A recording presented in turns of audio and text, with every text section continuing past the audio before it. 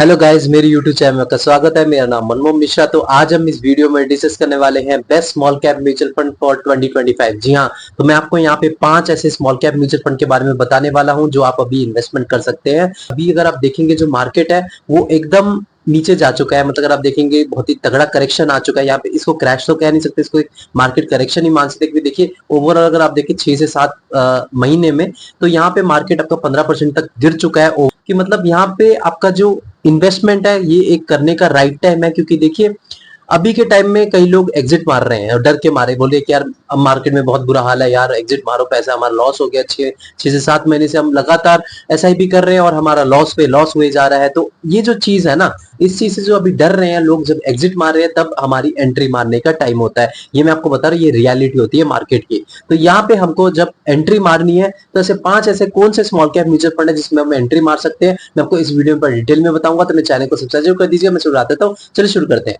तो नंबर 1 में आता है वो आपका क्वांट स्मॉल कैप फंड। जी हाँ, देखिए क्वांट स्मॉल कैप फंड के बारे में अगर मैं आपको बताऊं तो ये एक क्वांटिटेटिव अप्रोच को फॉलो करता है। क्वांटिटेटिव अप्रोच क्या होता है कि मतलब इसमें आपका बेसिकली डेटा एनालिसिस किया जाता है। डेटा एनालिसिस मतलब इनके पास एक प्रॉपर एल्गोरिथम होता है जिससे जिससे कंप्यूटर प्रोग्रामिंग लैंग्वेज यूज करते हैं। आपको पता है पाइथन हो गया, आपका डेटा साइंस हो गया, आपका एआई हो गया, या फिर आप एमएल हो गया, मशीन लर्निंग, या फिर आर्टिफिशियल इंटेलिजेंस मैंने आपको बताया। तो ये जो एक टेक्निक यूज करके इससे पता लगाते हैं कौन से ऐसे स्टॉक्स है तो फ्यूचर में एक अच्छा खासा रिटर्न दिलवा सकते हैं। तो यहाँ पे एक फंडामेंटल एनालिसिस नहीं करा जाता है। तो यहाँ पे रिस्क जो है, रिस्क पे भी रिस्क बन जाता है। क्योंकि यहाँ पे मैनेजर का एक जो स्किल है, मैनेजर्स का जो मतलब एक डिटेल एनालिसिस होती है वो नहीं करा जाता है। तो यहाँ पे आपका सिर्फ एक डेटा के तौर पे, मतलब एक कंप्यूटर के ऊपर, मतलब आर्टिफिशियल इंटेलिजेंस आप मान सकते हैं, मशीन लर्निंग के बेसिस पे ही इन्वेस्टमेंट किया जाता है। तो यहाँ पे रिस्क बन जाता है। लेकिन यहाँ पे अगर आप देखा जाए, इसका अगर लास्ट के 5 साल में अगर आप रिटर्न देखेंगे तो 46% तक का मैसिव रिटर्न दे रखा है। ऐसा कोई भी स्मॉल कैप म्यूचुअल फंड नहीं है, ऐसा कोई भी म्यूचुअल फंड नहीं है जैसे लगातार 5 या 6 साल तक आपको 45% तक का या 46% तक का मैसिव रिटर्न दे रखा होगा अप्रोक्स। तो यहाँ पे अगर आप देखा जाए, लेकिन अभी लास्ट के 5 ईयर्स में इसका एवरेज आउट होके 39.74% तक का रिटर्न दे रखा है। अब आप बोलेंगे यार 46% आपने अभी आपने बोला था, फिर 39.74% कैसे बोल दिया? तो ये इसीलिए है क्योंकि लास्ट अगर आप देखेंगे 6 से 7 महीने में मार्केट बहुत ही तगड़ा क्रैश हो चुका है। तो क्वांट स्मॉल कैप फंड है, मैं आपको बताऊं लास्ट के 6 से 7 महीने में मैं आपको बता रहा हूँ 35 से 40% तक का गिर चुका है। तो ये ऑन एन एवरेज आउट होके आपका 6% तक गिरावट देखने को मिली ऑन एन एवरेज 6 से 7%। तो अब देख पा रहे कि मतलब यहाँ पे जो क्वांट स्मॉल कैप फंड है जिसने मतलब मान लीजिए अगर एसआईपी शुरू किया होगा सितंबर महीना में, मतलब 2024 के सितंबर महीना में, तो अभी वो जो है उनका जो पोर्टफोलियो है करीब करीब आप मान सकते हैं 25 से 30% गिरा हुआ देखने को मिलेगा। लेकिन जो पहले से जो इन्वेस्टमेंट करे 5 साल से पहले से, तो उनका एवरेज आउट होकर 39.74% तक का रिटर्न मिलेगा। नंबर 2 में आता है वो आपका Nippon India small cap fund.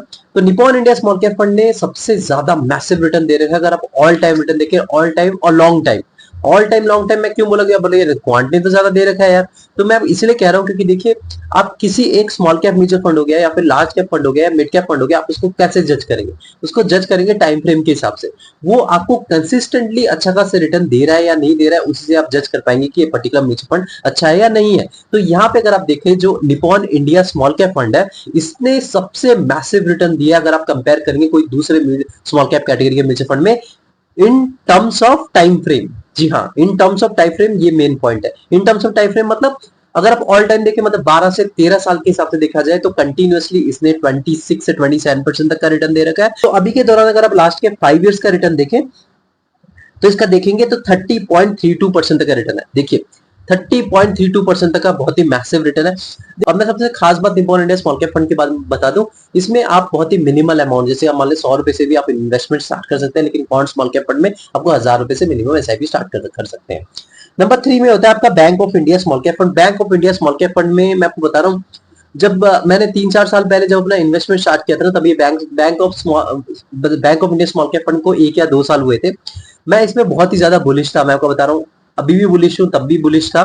और इनकी जो स्ट्रेटेजी होती है ना, इनके फंड मैनेजर की स्ट्रेटेजी देख के मैं बहुत ज्यादा इंप्रेस था कि मतलब इन्होंने प्रॉपर्ली डाइवर्सिफाई कर रखा था, हर चीज परफेक्ट वे में लिया था। मतलब कि मैंने एक क्राइटेरिया सेट कर रखा है, वो सारे क्राइटेरिया आप मेरे पुराने वीडियोस देख सकते हैं। मैं उसमें डिटेल एनालिसिस कर रखा है बैंक ऑफ इंडिया में। मैंने उसमें बता रखा है बैंक ऑफ इंडिया क्यों बेस्ट स्मॉल कैप फंड है, और इसने रिस्क को भी एडजस्ट करके अच्छा खासा रिटर्न दिलवा रखा था।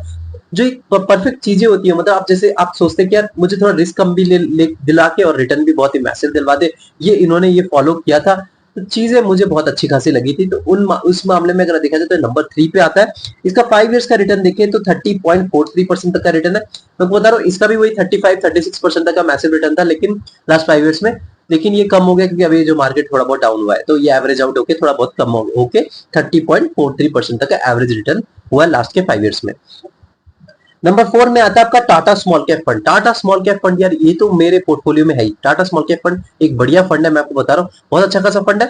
इसमें अगर आप देखिए लास्ट के 5 इयर्स के रिटर्न तो 28.30% का रिटर्न, और मेरे पोर्टफोलियो में सबसे ज्यादा रिटर्न इसी ने दिया था और सबसे ज्यादा अभी गिरा भी वही है। तो बता रहा हूँ देखिए, स्मॉल कैप कैटेगरी फंड आप बोलेंगे यार अच्छा कैसे हो गया यार, अभी तो मार्केट गिरा है और आपका बहुत तगड़ा गिरा है। तो यहाँ पे अच्छा, मैं आपको देखो एक चीज बता रहा हूँ, यहाँ पे ना आप जब स्मॉल कैप म्यूचुअल फंड में इन्वेस्टमेंट कर रहे हैं ना, तो आप लॉन्ग टर्म के लिए सोच के आए, ये नहीं कि यार 1-2 साल 3 साल के लिए सोच के आए और यहाँ पे आपको मार्केट गिर गया 25 से 30%, यार आप फिर बोलने लगे यार ये क्या हो गया, कैसा म्यूचुअल फंड मैंने चूज कर रखा है। अगर आप यहाँ पे लॉन्ग टर्म के लिए वेट कर सकते हैं और एक अच्छा खासा रिटर्न लेना चाहते हैं, अनलेस अनलेस ये भी मैं आपको मेंशन कर रहा हूँ, बीच में कोई ऐसा क्राइसिस ना आ जाए, जैसे आपका फाइनेंशियल क्राइसिस आया था 2008 में, कोविड आया था 2020 में, उससे पहले भी 2002 में बबल कुछ का आया था, उससे पहले भी आया था हर्षद मेहता स्कैम 1992 में। तो ऐसा अगर मेजर क्रैश आता है तो तब आपका थोड़ा बहुत एवरेज आउट होकर कम हो जाएगा, लेकिन अगर मेजर क्रैश नहीं आता है, जैसे कोई मार्केट करेक्शन आता है, नॉर्मल क्रैश आते हैं, तो आपको डेफिनेटली मैं आपको बता रहा हूँ इससे अच्छा खासा रिटर्न आपको कोई भी म्यूचुअल फंड नहीं देगा स्मॉल कैप कैटेगरी का जितना देगा। नंबर 5 में लास्ट में हो गया आपका Canara Robeco small cap fund. इसमें मैं बहुत ही बुलिश हूं, मैं आपको बता रहा हूँ, इसका रिटर्न अगर 5 साल का देखिए तो 27.63% है।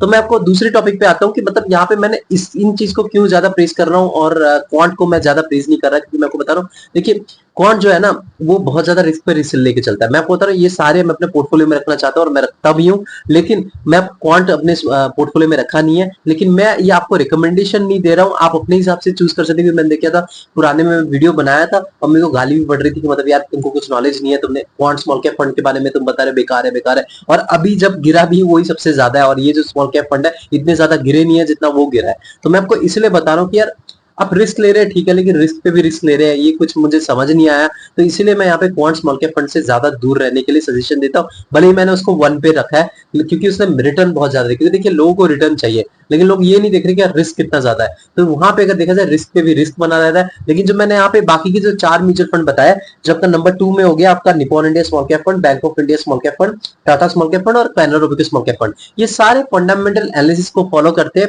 इसके अलावा एक और स्मॉल कैप फंड है वहां पे एक्सिस स्मॉल कैप फंड, वो भी एक अच्छा खासा स्मॉल कैप फंड है, वो भी अपना रिस्क को एडजस्ट करके आपको अच्छा खासा रिटर्न दिलवाता है। तो ये जो है फंडामेंटल एनालिसिस वाले जो होते हैं वो थोड़ा बहुत आप उन पे भरोसा कर सकते हैं और उनमें इन्वेस्टमेंट कर सकते हैं। लेकिन हाँ, इसमें subject to market risk definitely रहेगा, यानी कि मैंने बोल दिया आपने जब भाग के इन्वेस्टमेंट कर दिया और यहाँ पे आपका लॉस हो रहा है, यहाँ पे रिस्क डेफिनेटली है और बहुत ज्यादा रिस्क है। मैं आपको बता रहा हूँ स्मॉल कैप कैटेगरी में बहुत ज्यादा रिस्क होता है, क्योंकि छोटी कंपनीज में इन्वेस्टमेंट क्या होता है। तो यहाँ पे आप खुद रिसर्च करके इन्वेस्टमेंट करेगा, यानी कि मैंने बोल दिया आपने जाके भाग के इन्वेस्टमेंट कर दिया। तो मेरे चैनल को सब्सक्राइब कर दीजिएगा। मैं सब रात देता हूँ। Thank you.